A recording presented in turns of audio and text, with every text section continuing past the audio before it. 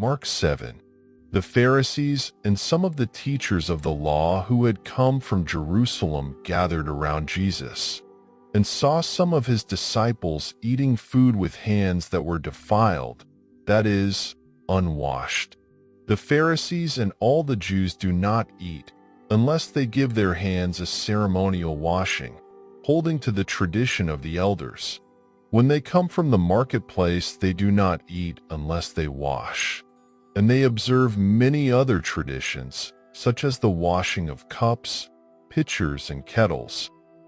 So the Pharisees and teachers of the law asked Jesus, "Why don't your disciples live according to the tradition of the elders instead of eating their food with defiled hands?"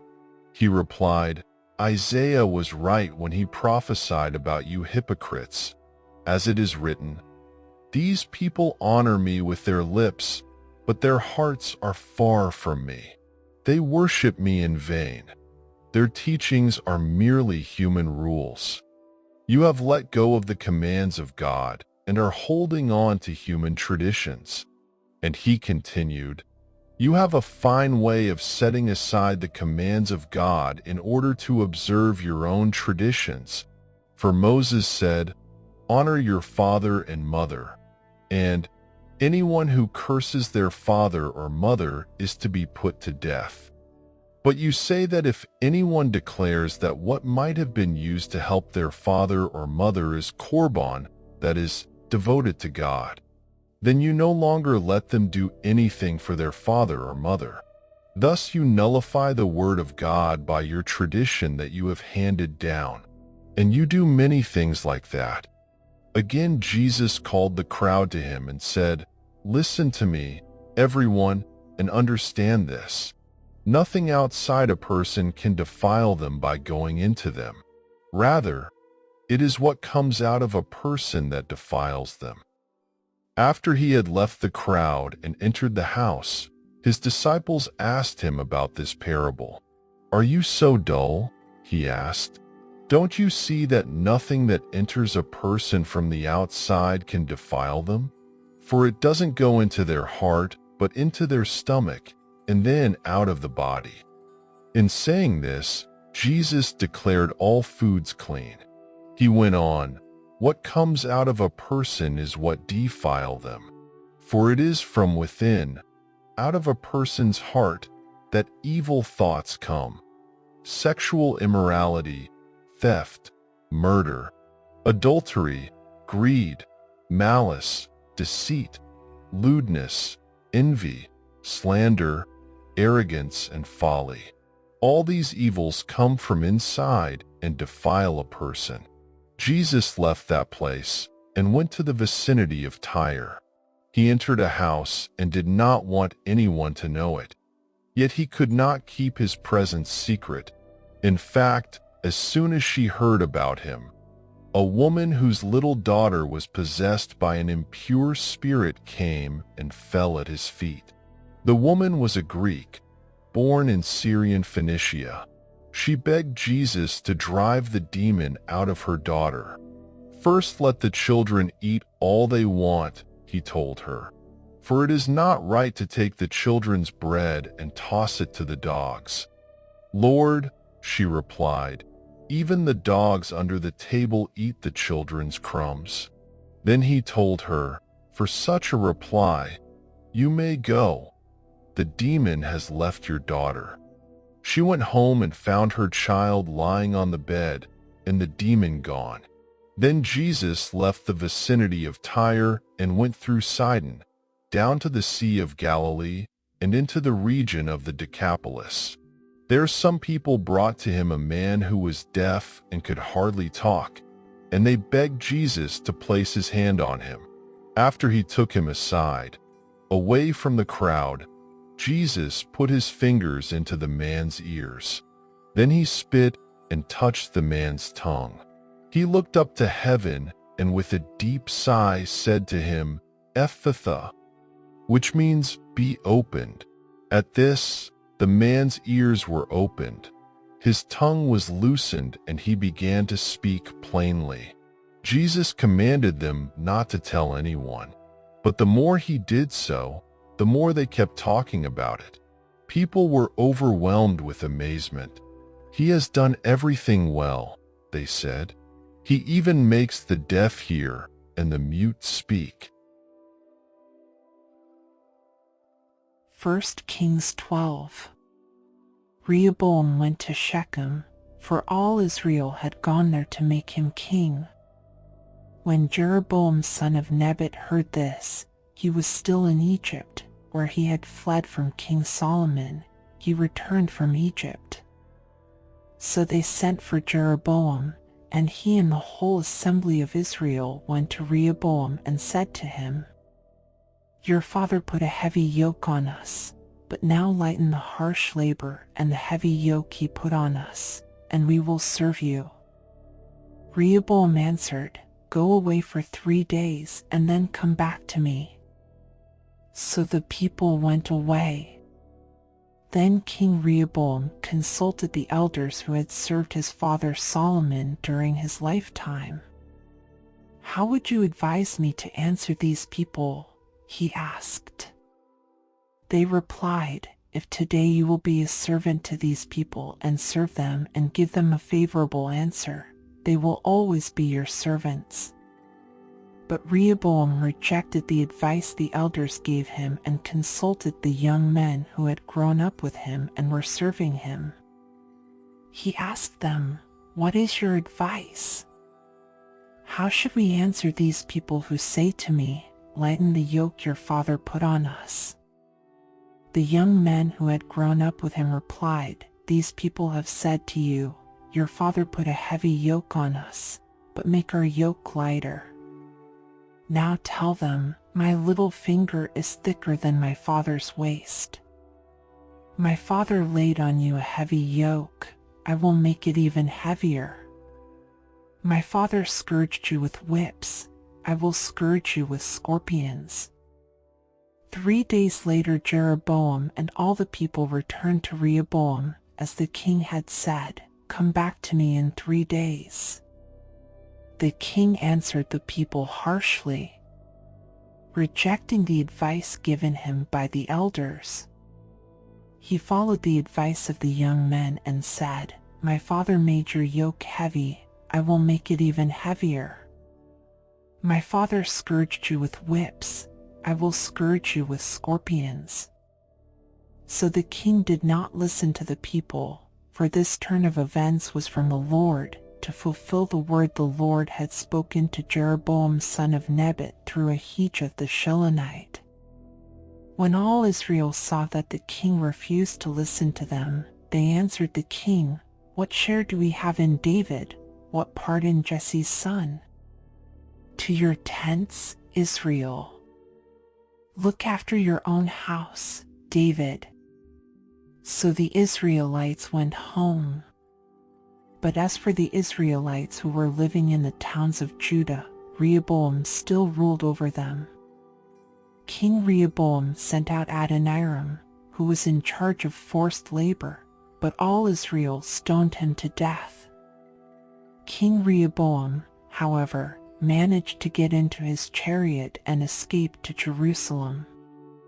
So Israel has been in rebellion against the house of David to this day.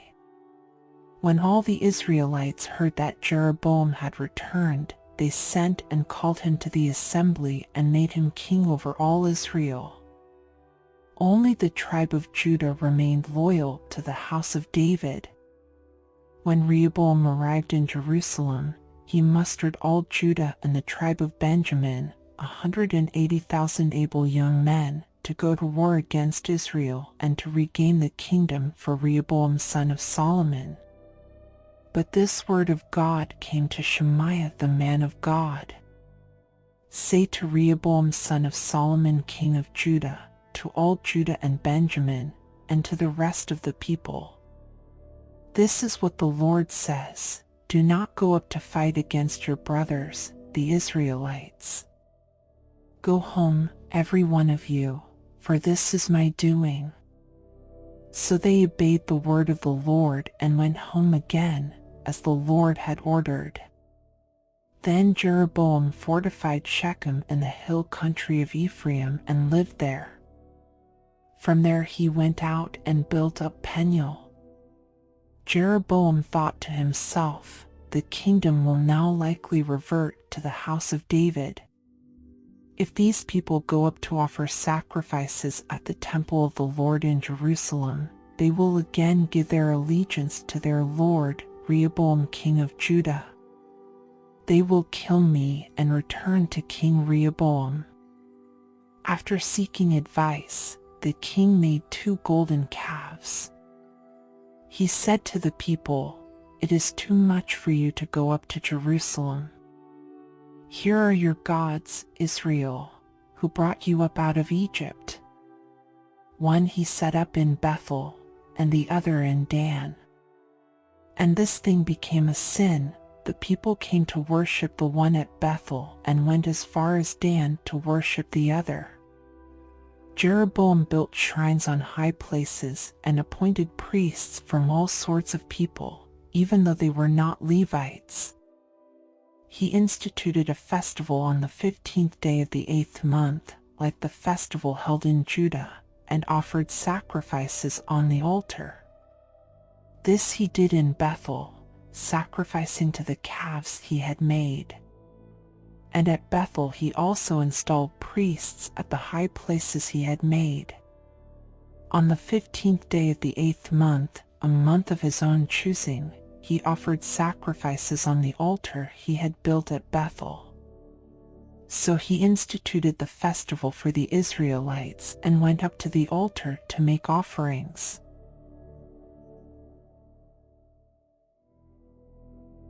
Amos 5. Hear this word, Israel, this lament I take up concerning you. Fallen is virgin Israel, never to rise again, deserted in her own land, with no one to lift her up. This is what the sovereign Lord says to Israel: your city that marches out 1,000 strong will have only 100 left. Your town that marches out 100 strong will have only 10 left. This is what the Lord says to Israel: seek me and live. Do not seek Bethel, do not go to Gilgal, do not journey to Beersheba. For Gilgal will surely go into exile, and Bethel will be reduced to nothing. Seek the Lord and live, or he will sweep through the tribes of Joseph like a fire. It will devour them, and Bethel will have no one to quench it. There are those who turn justice into bitterness and cast righteousness to the ground. He who made the Pleiades and Orion, who turns midnight into dawn and darkens day into night, who calls for the waters of the sea and pours them out over the face of the land, the Lord is his name. With a blinding flash he destroys the stronghold and brings the fortified city to ruin. There are those who hate the one who upholds justice in court and detest the one who tells the truth. You levy a straw tax on the poor and impose a tax on their grain. Therefore, though you have built stone mansions, you will not live in them. Though you have planted lush vineyards, you will not drink their wine. For I know how many are your offenses and how great your sins. There are those who oppress the innocent and take bribes and deprive the poor of justice in the courts. Therefore the prudent keep quiet in such times, for the times are evil. Seek good, not evil, that you may live. Then the Lord God Almighty will be with you, just as you say he is. Hate evil, love good, maintain justice in the courts. Perhaps the Lord God Almighty will have mercy on the remnant of Joseph. Therefore this is what the Lord God Almighty, says: there will be wailing in all the streets and cries of anguish in every public square. The farmers will be summoned to weep and the mourners to wail. There will be wailing in all the vineyards, for I will pass through your midst, says the Lord. Woe to you who long for the day of the Lord! Why do you long for the day of the Lord? That day will be darkness, not light. It will be as though a man fled from a lion only to meet a bear, as though he entered his house and rested his hand on the wall only to have a snake bite him. Will not the day of the Lord be darkness, not light, pitch dark, without a ray of brightness? I despise your religious festivals. Your assemblies are a stench to me. Even though you bring me burnt offerings and grain offerings, I will not accept them.